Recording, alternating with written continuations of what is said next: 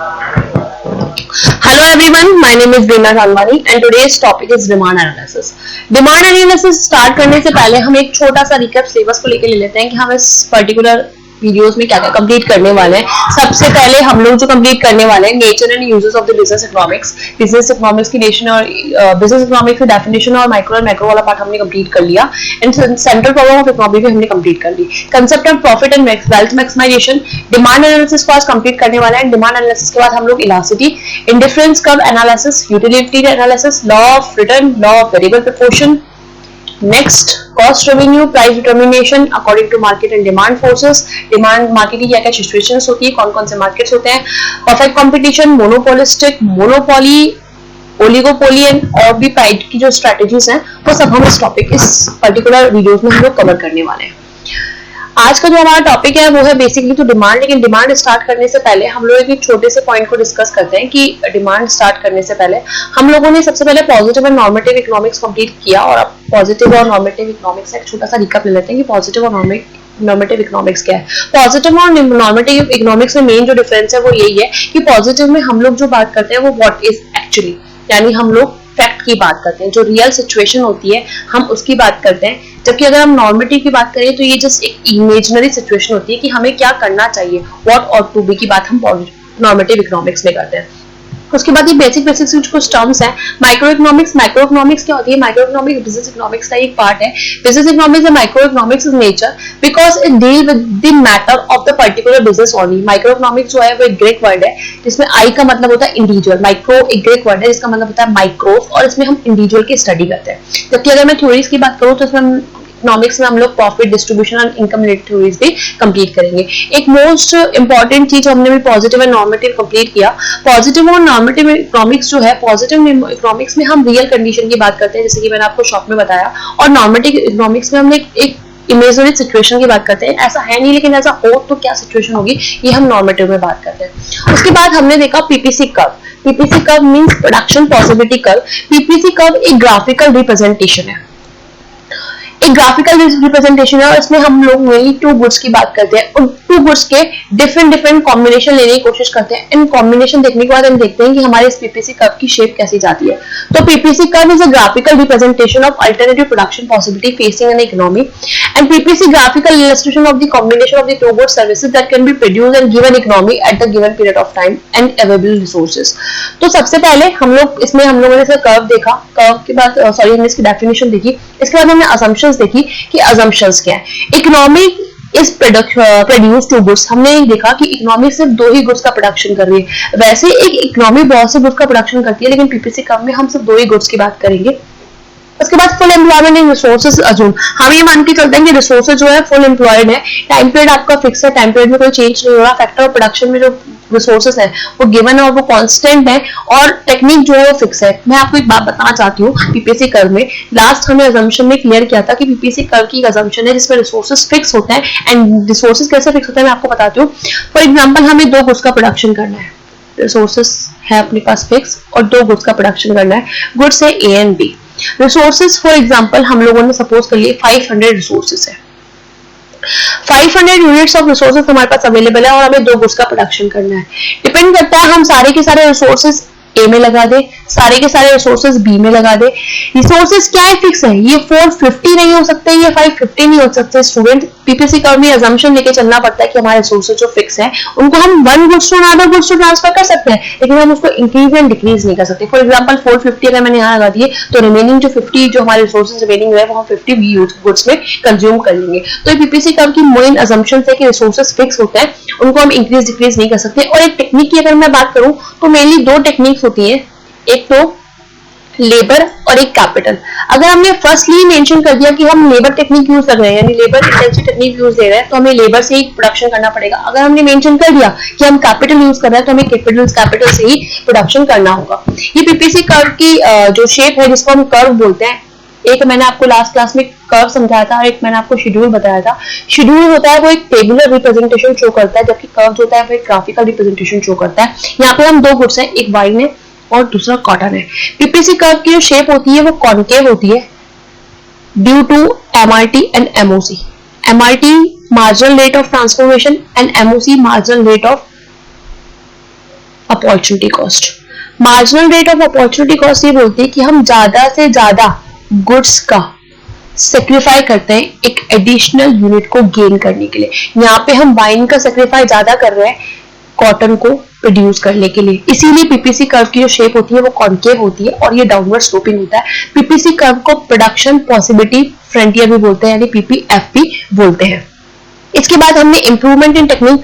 अगर मैं आपसे बात करूं, पीपीसी कर्व में रोटेशन भी हो सकता है एंड शिफ्ट भी पॉसिबल है। सबसे पहले अगर मैं रोटेशन की बात करूं तो अगर किसी एक पर्टिकुलर गुड की टेक्नोलॉजी इंप्रूव हो रही है, रिसोर्सेस इंक्रीज हो रहे हैं, तो वो गुड्स क्या होता है, राइटवर्ड शिफ्ट हो जाता है। वो गुड्स क्या होता है, शिफ्ट नहीं होता, सॉरी, रोटेट हो जाता है। For example, improvement in technology of goods x. अगर गुड एक्स की टेक्नोलॉजी इंप्रूव हो रही है, उसके रिसोर्सेस इंक्रीज हो रहे हैं, तो ये जो पीपीसी होगा ये रोटेट हो जाएगा, क्योंकि हम एक पर्टिकुलर गुड की टेक्नोलॉजी इंक्रीज कर रहे हैं, दोनों की नहीं कर रहे हैं, हम सिर्फ एक ही कर रहे हैं, इसलिए क्या हो जाएगा, ये रोटेट हो जाएगा। अगर मैं गुड बाय की बात करूं और गुड बाय की टेक्नोलॉजी इंप्रूव हो रही है, तो ये आपका ऐसे रोटेट हो जाएगा, यानी रोटेट भी पॉसिबल है एंड शिफ्ट भी पॉसिबल है। शिफ्ट की अगर मैं बात करूं, शिफ्ट में क्या होता है स्टूडेंट, शिफ्ट में हम लोग ये मान के चलते हैं कि दोनों गुड्स है, for example X and Y, ये हमारा पीपीसी कर्व।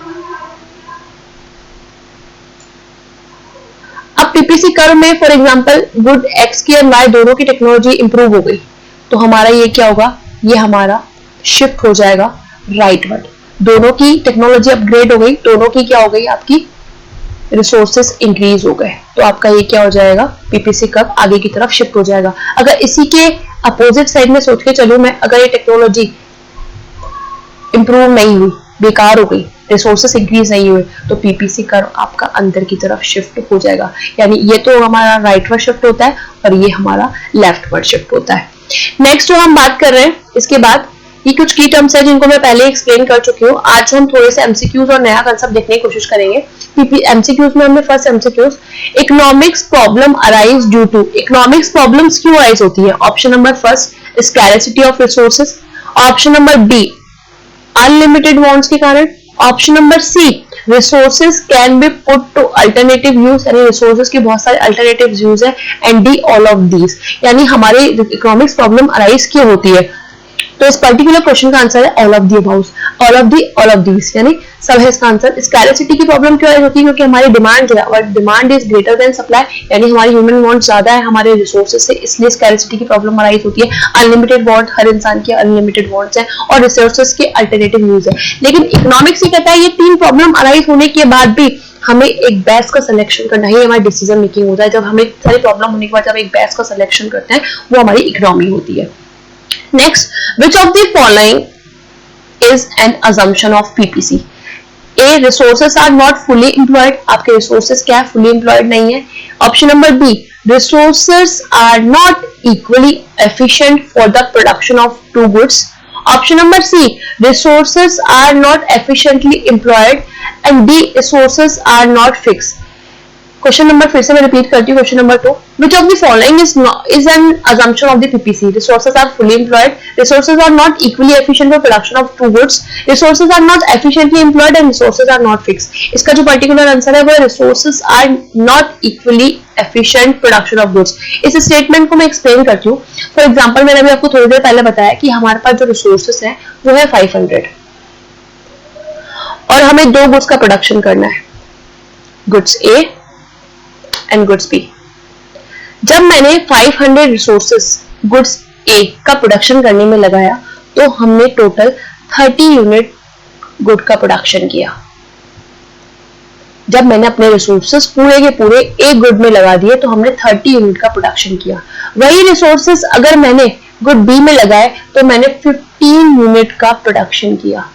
तो इससे ये चीज प्रूफ हो गई कि हमारे जो गुड्स है वो दोनों के लिए इक्वली एफिशिएंट नहीं है। अगर हम यहाँ लगा रहे हैं तो ज्यादा प्रोडक्शन हो रहा है, अगर गुड्स बी में लगा रहे हैं तो कम प्रोडक्शन हो रहा है। इसलिए पीपीसी कर्व की असम्पशन होती है कि गुड्स है, जो रिसोर्सेस है वो फिक्स है, वो one goods to another goods transfer हो सकते हैं, लेकिन वो दोनों के लिए इक्वली एफिशिएंट हो ये जरूरी नहीं है। Next question third, value of a factor in its next best alternative use is. Option number first, social cost. Option number B, opportunity cost. Option number C, marginal rate of substitute. And option number D, PPC curve, यानी PPC production possibility curve. Again I repeat, value of factor in its next best alternative use is option number A social cost, option number B opportunity cost, option number C marginal rate of substitute और option number D PPC curve. तो इसका particular answer जो है इस question का वो है opportunity cost. Opportunity cost क्या होता है? अपॉर्चुनिटी कॉस्ट को हम फॉरगॉन कॉस्ट भी बोलते हैं। ये कॉस्ट ये बताती है जब हमारे पास दो रिसोर्सेज होते हैं और दो में से हम एक बेस्ट का सिलेक्शन करते हैं और जिसको हम सेक्रीफाई करते हैं उसको हम अपॉर्चुनिटी कॉस्ट कहते हैं। आज का जो मेन टॉपिक है वो है डिमांड एनालिसिस। हमें डिमांड बनना है कि डिमांड क्या होता है। डिमांड स्टार्ट करने से पहले मैं आपको एक छोटे छोटे से टर्म बता जाती हूँ। सबसे पहले मैं बात करती हूँ नीड की। नीड जो होती है वो हमारी सर्वाइवल के लिए जरूरी होती है। विदाउट नीड आप सर्वाइव नहीं कर सकते। तो जब किसी चीज की नीड होती है उसको हम स्टेट ऑफ दी, इसमें हम फूड की बात करते हैं, क्लोथिंग की बात करते हैं, शेल्टर की बात करते हैं, सेफ्टी की बात करते हैं, जो हमारे लिए बहुत जरूरी होती है। आपकी नीड जो होती है वो वांट में कन्वर्ट होती है। आपकी नीड, फॉर एग्जांपल मुझे फूड चाहिए, अभी मुझे भूख लग रही है और मुझे फूड चाहिए, तो मेरी ये नीड है। लेकिन अभी मुझे अपने कंफर्ट के लिए मुझे कूलर चाहिए, मुझे एसी चाहिए, तो मेरी वांट है। वांट मतलब मेरी विशफुल थिंग, मेरी डिजायर, जो मुझे चाहिए चाहिए, जो मुझे चाहिए ही, ये मेरी इस डिजायर है। लेकिन जब ये वांट आपकी डिजायर आपकी डिमांड में जब कन्वर्ट होती है, जब आपके पास एबिलिटी हो, एबिलिटी टू पे, यहाँ पे आपकी विश है। विश क्या है कि आपको एक कूलर चाहिए। फॉर एग्जाम्पल मुझे एक लग्जरी गाड़ी में घूमना है तो मुझे BMW चाहिए, ये मेरी वांट है या ये मेरी डिजायर है।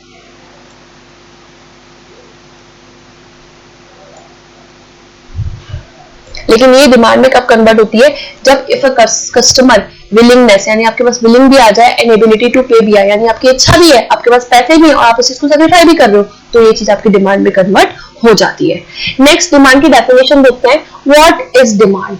Demand means effective desire. देखो इफेक्टिव डिजायर का मतलब क्या होता है, मैं आपको एक कंसेप्ट बताती हूँ सबसे पहले। फॉर एग्जाम्पल मैं आपको बोल रही हूँ कि मुझे एक आइसक्रीम, डिमांड की बात कर रहे हैं हम लोग, ice cream, demand of ice cream is 10 packet, यानी मुझे आइसक्रीम के 10 पैकेट चाहिए।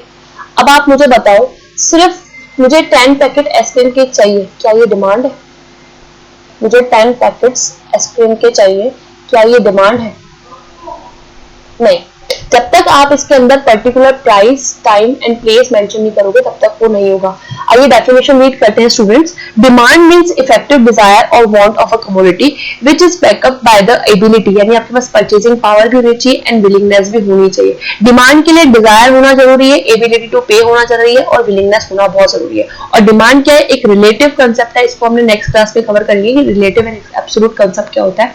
अभी के लिए हम देखते हैं कि डिमांड क्या है। डिमांड में हम प्राइस एंड टाइम की बात कर रहे हैं। मैंने आपसे कहा कि मुझे आइसक्रीम के 10 पैकेट चाहिए, क्या ये आप मुझे बताएंगे ये स्टेटमेंट वैलिड है?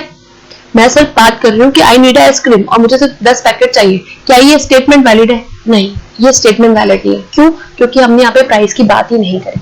For example demand for ice cream is 10 packet at the ₹50, यानी टाइम प्राइस, मैंने यहाँ पे मनी मेंशन कर दी कि उसका प्राइस कितना है 50। क्या ये स्टेटमेंट वैलिड है? हाँ ये स्टेटमेंट वैलिड है, लेकिन कुछ हद तक, क्योंकि यहाँ पे मैंने प्लेस की तो बात ही नहीं करी, टाइम की तो बात ही नहीं की। चलो मैंने बात कर दी इन समर,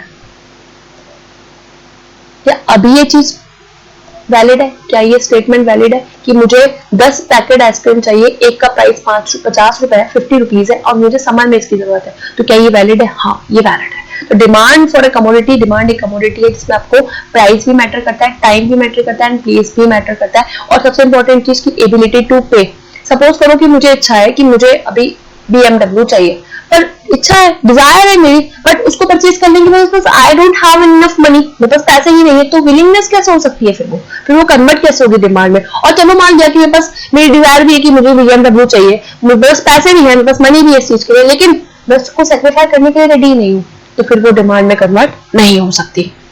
नेक्स्ट है demand schedule and demand curve. सबसे पहले जब मैंने आपको पीपीसी कर्व बताया था तो मैंने आपको बताया था शेड्यूल एंड कर्व में क्या डिफरेंस होता है। स्टूडेंट्स शेड्यूल जो होता है वो एक टेबुलर रिप्रेजेंटेशन होता है, जबकि अगर हम कर्व की बात करें तो एक ग्राफिकल रिप्रेजेंटेशन होता है। शेड्यूल की अगर हम बात करें, schedule tabular representation showing the different quantities of the commodity that would be demanded at different price। देखिए यहाँ पे इंडिविजुअल दो तरह के शेड्यूल्स होते हैं, एक तो इंडिविजुअल डिमांड शेड्यूल होता है, एक मार्केट डिमांड शेड्यूल होता है। इंडिविजुअल की मैं बात करूँ, प्राइस 1, 2, 3 एंड 4, एंड अगर मैं क्वांटिटी की बात करूँ 50, 40, 30 एंड 20। यहाँ पे क्या हो रहा है स्टूडेंट, आप देख रहे हैं अगर किसी गुड्स के प्राइस इंक्रीज हो रहे हैं, अगर किसी गुड्स के प्राइस क्या हो रहे हैं, इंक्रीज हो रहा है, तो उसकी क्वांटिटी डिमांडेड क्या हो रही है स्टूडेंट, कम हो रही है।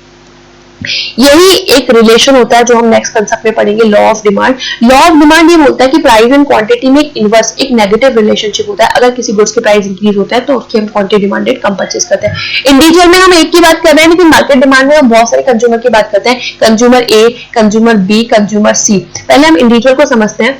इंडिविजुअल में प्राइस 1 था तो 50 क्वांटिटी बाय कर रहे थे, प्राइस 2 था तो 40 क्वांटिटी बाय कर रहे थे, प्राइस 3 था तो 30 क्वांटिटी बाय कर रहे थे, प्राइस 4 था तो हम 20 क्वांटिटी बाय कर रहे थे। एक चीज स्टूडेंट मैं आपको बताना चाहूंगी, डिमांड एंड क्वांटिटी डिमांडेड। कई बार क्वेश्चन ये भी आता है कि क्वांटिटी डिमांडेड एंड डिमांड में क्या डिफरेंस है।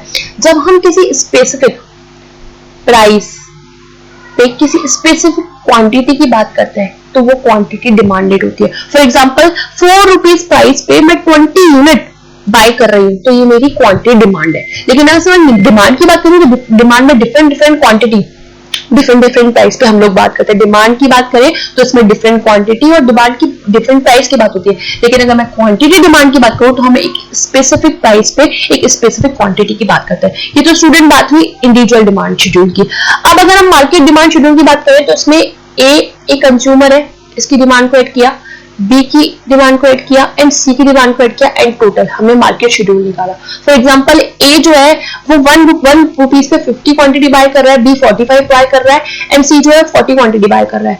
2 रुपीज पे 40, 30, 38 बाय कर रहे हैं तीनों।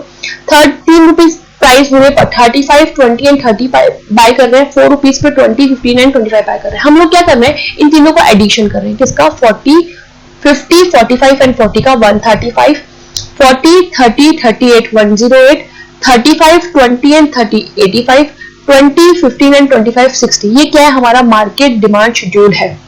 इन्हीं के थ्रू, इन शेड्यूल के थ्रू ही हम कर्व ड्रॉ करेंगे। देखिए स्टूडेंट कर्व कैसे ड्रॉ होता है। इसमें हम इंडिविजुअल की बात कर रहे हैं। इंडिविजुअल जब प्राइस 6 था तो वो 10 क्वांटिटी बाय कर रहा था। जब प्राइस 5 हो गया तो उसने 10 कर दिया। जब प्राइस क्या हो गया 4 तो उसने 20 क्वांटिटी बाय कर ली। यानी जब प्राइस ज्यादा हो जाते हैं तो हम कम क्वांटिटी बाय करते हैं। प्राइस अगर ज्यादा होंगे तो हम कम क्वांटिटी बाय करेंगे। डिमांड कर्व की मैं अगर बात करूं, मार्केट डिमांड कर्व की, इंडिविजुअल डिमांड कर्व की ऑलमोस्ट सेम होता है, कुछ ज्यादा डिफरेंस नहीं होता है। लेकिन आप चाहे तो अलग अलग भी बना सकते हैं, यानी ए एंड बी जो कंज्यूमर दोनों का अलग अलग भी ड्रॉ कर सकते हैं। आप चाहे तो मार्केट डिमांड का भी अलग कर सकते हैं। अगर आप मार्केट का शो करेंगे तो आपको इस प्राइस पे इतनी क्वांटिटी पुट करनी पड़ेगी, और अगर आप अलग अलग चलेंगे तो आपको ये प्राइस एंड ये क्वांटिटी, ये प्राइस एंड ये क्वांटिटी, ये प्राइस एंड ये क्वांटिटी लेके चलोगे। अगर आप पूरे मार्केट डिमांड का एक साथ बना रहे हैं तो इस प्राइस पे आपको इतनी क्वांटिटी लेकर चलनी पड़ेगी। इस मार्केट कर्व में आपके सारे के सारे कंज्यूमर आ जाएंगे।